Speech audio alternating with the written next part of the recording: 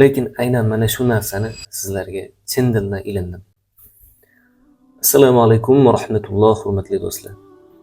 Hozir sizlarga bizning jamiyatda tobora yo'qolib ketayotgan go'zal bir odob haqida gapirib bermoqchiman.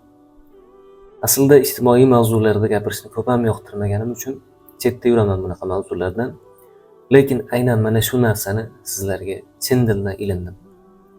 Agar biroz cho'zilib ketsa, ketkizgan vaqtingizga rozi bo'ling. Bismillah, men boshladim. Tojikistonga kelayotgan vaqtim asli o'zbek kelib chiqishli, lekin Tojikiston fuqarosi bo'lgan chol kampir bilan hamsafar bo'ldim. Ular deyarli hamma narsada bizdan farq qilardi. Hayot tarzlari, fikrlashlari, ayniqsa gapirish muomalalari biznikidan tubdan farq qilardi. Yo'lda ketyapmiz, bir joyda to'xtadik. Hamma mashinadan tushadi ekan. Shu payt onaxon otaxonga pichirlab past ovozda aytibdilar. Mana bu og'am mashinadan tushmaydimi deyaptilar menga imo qilib. Keyinchalik onaxon bilan gaplashdim. Bilsam, onaxonni eng kichkina nevaralari bilan tengqur ekanman. So'radim. Onaxon, nevarangiz tengqur, yosh bola ekanman.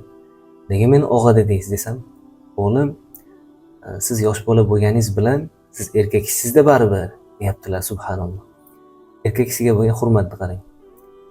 Keyin o'ylab qoldim. Biz qayerda xato qilyapmiz?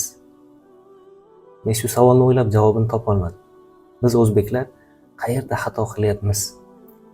Agar siz bilsangiz javobini, iltimos kommentariyada qoldiring. Salomat bo'ling.